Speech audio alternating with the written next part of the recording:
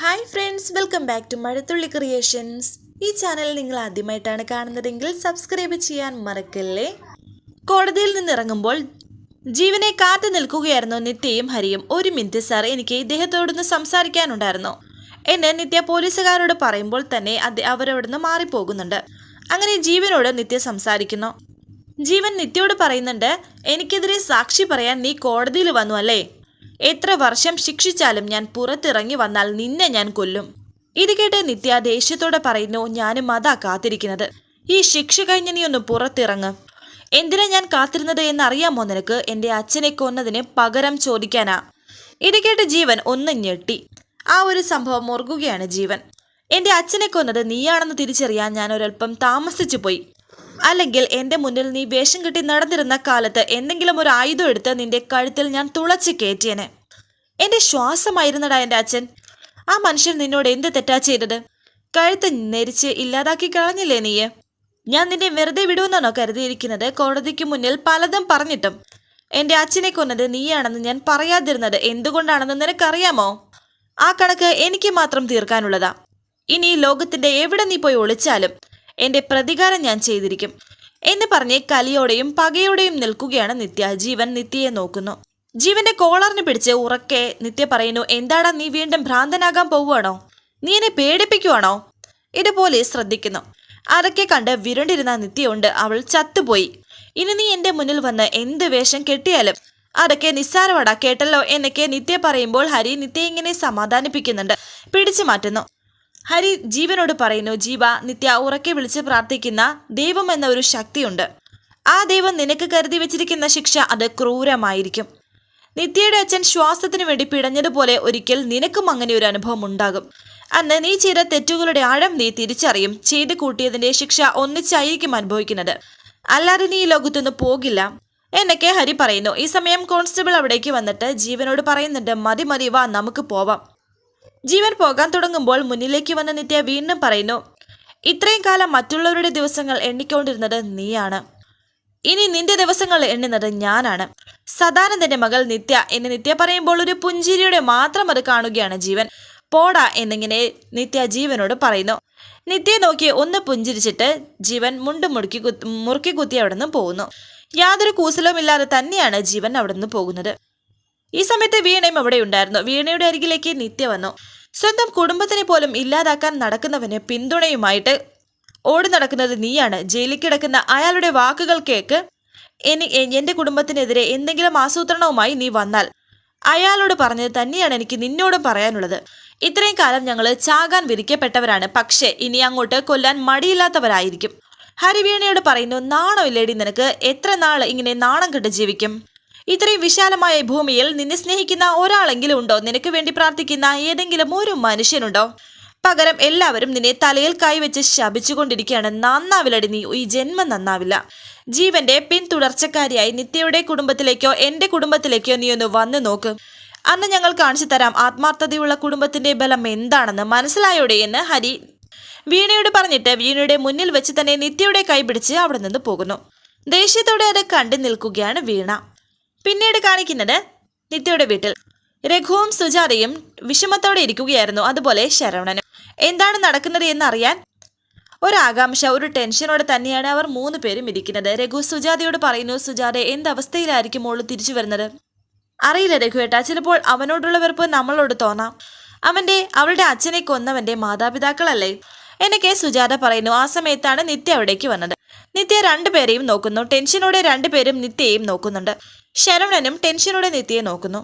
നിത്യ ഒന്നും മിണ്ടാതെ അകത്തേക്ക് മുറിയിലേക്ക് പോകാൻ തുടങ്ങുമ്പോൾ നിത്യ എന്ന് പറഞ്ഞ് സുജാതയും രഘുവും നിത്യയുടെ അരികിലേക്ക് വന്നു. നിത്യ അമ്മയോട് പറയുന്നു, അമ്മയെ കോടതിയിൽ ഞാൻ മൊഴി കൊടുത്തു. ആ കൊലപാതകയ്ക്കെതിരെയായി മൊഴി കൊടുത്തു.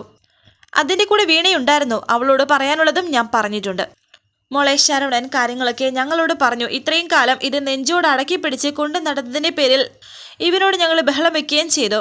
നിത്യ പറയുന്നു, എന്തിനാ അമ്മേ? ശരവണൻ പാവമല്ലേ? സ്വന്തം ജീവൻ പോലും മറന്ന് നമ്മുടെ കുടുംബത്തിന് വേണ്ടി ജീവിക്കുന്ന ആള്.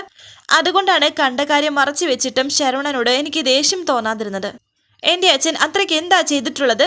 കൊന്നു കളയാൻ മാത്രം എന്ത് പാവോ എൻ്റെ അച്ഛൻ ചെയ്തത് എന്ന് പറഞ്ഞ് നിത്യ കരയുമ്പോൾ രഘു പറയുന്നു, മോളെ, ഞങ്ങളുടെ മകൻ ചെയ്തു പോയ തെറ്റിന്റെ പേരിൽ കാല് പിടിച്ച് മോളോട് മാപ്പ് ചോദിക്കാൻ മാത്രമേ ഞങ്ങൾക്ക് സാധിക്കൂ. ഇത് കേട്ട് പെട്ടെന്ന് അച്ഛ എന്ന് പറഞ്ഞ അച്ഛനെ തടയുകയാണ് നിത്യ. എല്ലാ അർത്ഥത്തിലും മോളുടെ ജീവിതം ഇല്ലാതാക്കിയതിന്. നിത്യ പറയുന്നു, അച്ഛ എനിക്ക് ആരോടും ഒരു പരാതിയില്ല, ദേഷ്യം എന്നോടാണ്.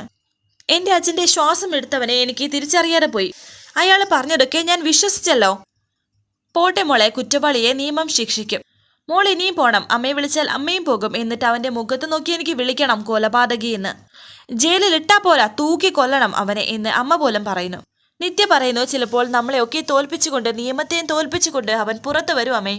അങ്ങനെ വന്ന മുന്നിൽ വന്നു നിന്നാൽ ഞാൻ അമ്മയോട് വാശി പിടിക്കും അവനെ കൊല്ലാൻ. സുജാത പറയുന്നു, വേണം, അങ്ങനെ സംഭവിച്ചാൽ നിനക്ക് വേണ്ടി അമ്മയായിരിക്കും അത് ചെയ്യുന്നത്. സദാനന്ദേട്ടൻ്റെ ആത്മാവിന് അതായിരിക്കും അമ്മ കൊടുക്കുന്ന ബലി. മോള് അകത്തേക്ക് ചെല്ല്, കുറച്ചു നേരം മോള് സമാധാനത്തോടെ ഇരിക്കുക എന്നൊക്കെ രഘു നിത്യയോട് പറയുന്നു. നിത്യ വീണ്ടും പറയുന്നുണ്ട്, എന്തൊരു സാധുവായിരുന്നു എൻ്റെ അച്ഛൻ. വിവാഹത്തിന്റെ തലേ ദിവസം എന്നോട് പറഞ്ഞത് നീയും നിന്റെ ഭർത്താവും ഒന്നിച്ചിരിക്കുന്ന മനോഹരമായ ഒരു മുഹൂർത്തത്തിൽ അച്ഛനെ കണ്ണടിക്കാൻ സാധിക്കണേ എന്നാണ്. എന്നെ കരഞ്ഞുകൊണ്ട് നിത്യ പറയുന്നു. എന്നിട്ട് ഒരു മുറിയിൽ എൻ്റെ അടുത്ത് കിടന്ന് എൻ്റെ കഴുത്തിൽ താലി കെട്ടിയവൻ്റെ കൈകൊണ്ട് എൻ്റെ അച്ഛൻ തീർന്നു.